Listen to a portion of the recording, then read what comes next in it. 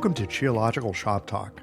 In this podcast, we bring you roughly 20 to 25 minutes of practical clinical methods, perspectives, and advice that has its work boots on.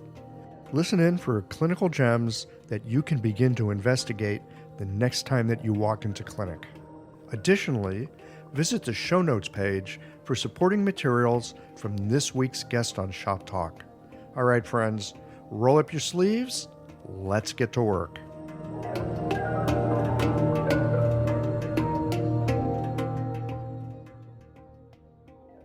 This episode of Shop Talk is brought to you by LASA OMS, your clinic's partner in wellness.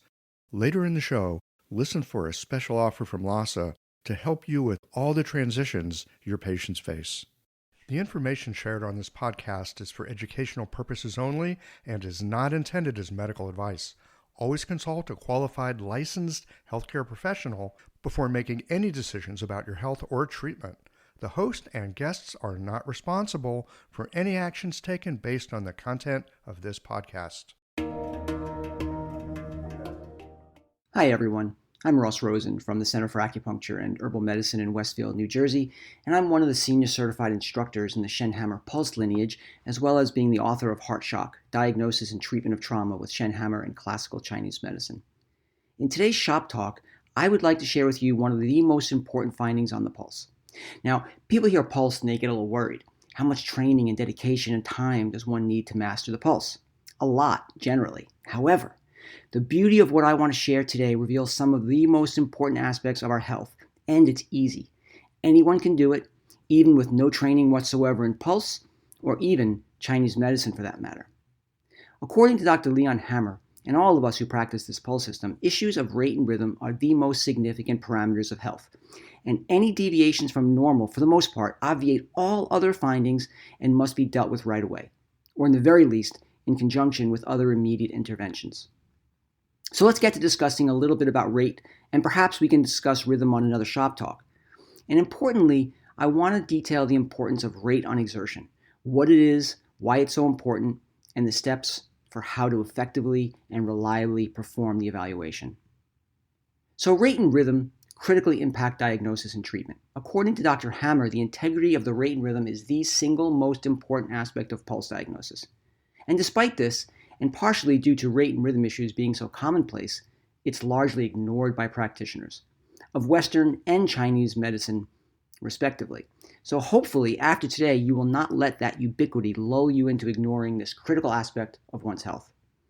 It is axiomatic in Chinese medicine that the heart is the emperor. We know that, and anything that affects the emperor will also affect each and every minister, official, and subject within the empire. As such, it requires our fullest attention.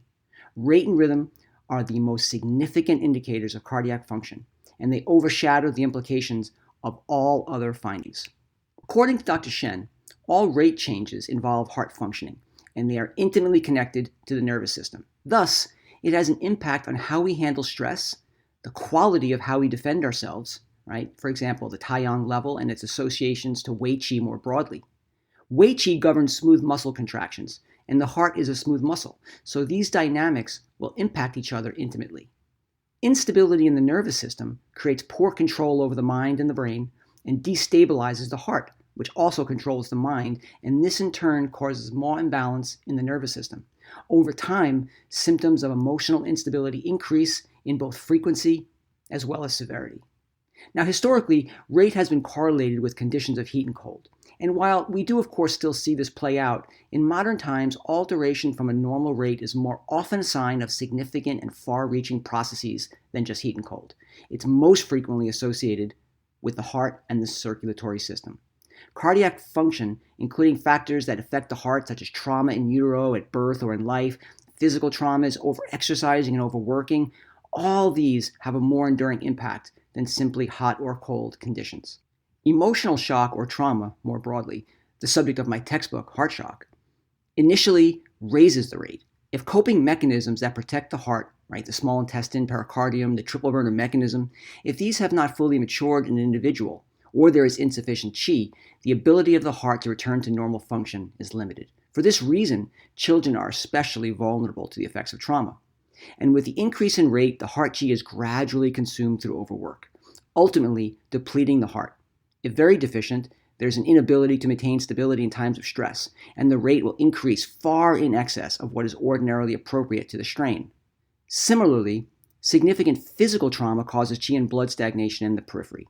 In maintaining the circulatory demands of the organism, the heart has to work harder to overcome the resistance. If there are ongoing consequences as a result of the injury, the heart eventually tires, decreasing the rate. This includes any overworking of the heart, including excessive aerobic exercise. These factors and others will play a major role in creating the terrain and underlying status of the heart in general, and they will impact the findings of the rate on exertion. This is important because it gives us clues on etiology and treatments. Now, some causes of the rapid rate. The most common cause is a recent shock, and over time, the heart weakens and the rate slows. But elevated rates can also be a function of nervous system tension and stress, internal and external pathogenic heat, right? Febrile illnesses from infections. We must consider this if there are corroborating signs and symptoms. And we could also see a temporary increase in rate if the heart Qi is deficient and the person is under significant stress. The slow rate is related more to heart functioning and the circulation of blood than to either excess or deficient cold. Anything that depletes the Qi or Yang of the heart can create this, including over-exercising, long-standing trauma, etc. So besides Qi or Yang deficiency of the heart, sometimes we will see slow rates as a result of one of three factors: either poisoning, right, toxicity, where the pulse will be very slow, someone who's exercised beyond their energy, or late-stage atherosclerosis. So it's important to also note that the rate involves the entire pulse, right? These are systemic issues, which makes sense. We mentioned before the heart is the emperor, and so anything that affects the heart will affect the entire empire. Generally, in the Shen-Hammer system, we are measuring when we take the rate for a minute with an automatic watch, which allows for greater reliability. For the Shen-Hammer system, unlike classical Chinese medicine, we are not measuring according to the breath. So let's talk now a little bit about the rate on exertion. The heart and the circulatory system should respond to the energetic demands of movement within certain parameters. If we're doing an activity, we are asking the heart to engage and respond. And the nature and quality of that response is important diagnostic information. There are four basic parameters of the heart's response. First is the normal response, and what we'd like to see is an increase of roughly 8 to 12 beats per minute. Any changes outside of this range are considered pathological. So the method. Generally, when we're feeling someone's pulse in the Shen-Hammer system, when we first sit down, we feel their rate with both hands on both wrists. We do this for a minute and we note the rate on the pulse record. At the end of the evaluation, we do that again and we note the ending rate. Then we ask the patient to stand up and swing their arm vigorously in a circle approximately 10 times. To do this, generally we stand perpendicular to our patient, we cradle the patient's wrist with our left hand, and we use our right hand to feel the radial artery, right? Once they conclude with their 10 swings, which we generally try and count out for them so that they stop right on number 10, we immediately check the pulse and note the rate for 10 seconds, and we multiply that number by 6. We then take that rate and we compare it to the rate taken at the end of the pulse examination and the one that we took at the beginning. So like I said, there's a number of possibilities. The first possibility is the normal response, where the rate increases by 8 to 12 beats per minute. Secondly, we may see that the rate stays the same or rises by less than 8 beats per minute. This is a finding of heart Qi deficiency. The next possibility is that the rate actually decreases from the resting heart rate. This is a severe heart Yang deficiency and is typically associated with overt Western medically defined heart disease. It is more common in the elderly, but it will happen in other populations, so we do want to be mindful of this. It tends to be a fairly critical situation. The other scenario is that the rate increases by greater than 12 beats per minute.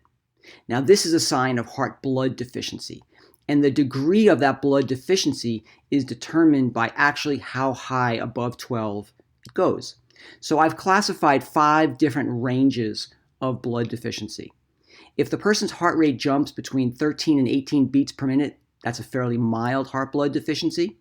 If it rises between 19 and 28 beats per minute, We classify that as a moderate heart blood deficiency. Between 29 and 35 is severe. 35 to 45 would be very severe. And then above 45 would place us in the extremely severe category, right? And then if you're thinking, well, I don't do internal medicine, I just treat pain, or I do sports medicine. So let me just tell you a quick story about when I first started out practicing.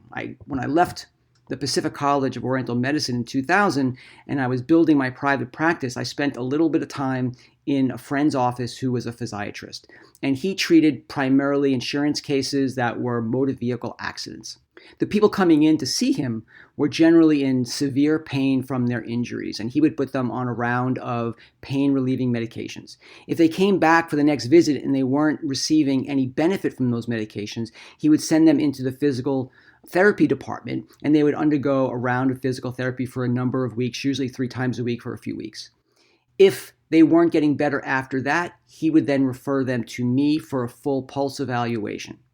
And while all these people came from varying demographics, ages, and so forth, and they all had their unique health histories, there was one unifying thing that they all shared in common, and that was that they had raises in their rate on exertion in the severe to very severe or extremely severe ranges. Now, what this tells us is that this blood deficiency and this impairment was not allowing a full healing response. They were not getting the proper irrigation, the proper circulation of blood, oxygen, and nourishment to the tissues to allow for the healing process. They were staying in a state of inflammatory response and pain.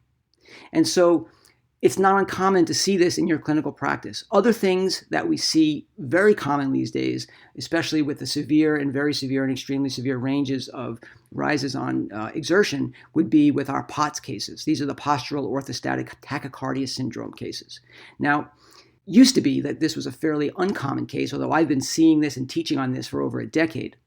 Since COVID, however, we are seeing an explosion of these cases. And I urge you to do this rate on exertion with these people because you will find some rather alarming findings with the rate on exertion. Other things that we typically see with these issues, especially if their rate is staying the same or rising by less than 8 beats, or sometimes even with these heart blood deficiency cases, is all the ranges of arthritis conditions, B syndromes, wandering joint pains, the chronic fatigues, and fibromyalgia patients. These are very commonly falling within this realm. So it behooves us to check this and do this protocol on all of our patients. So I really hope you find this metric useful. And I hope that you experiment with it with all your patients, and I'm confident it's going to add significantly to your diagnoses and your treatments. And please reach out and let me know what you find. You can reach me at rossrosen@gmail.com, through my websites, rossrosen.com or centerforacupuncture.com. I'm on Facebook, Instagram. I have Facebook groups for Heart Shock and my practice and so forth. And please click on the show notes link below to see a demonstration of how to do the rate on exertion test. I uploaded a video to YouTube for your convenience. There's so much more I want to share and talk to you about rate and rhythm, and so many other things. And I hope that I'll be able to do more shop talks in the future. But I do want to let you know of a number of offerings coming up and some that are ongoing.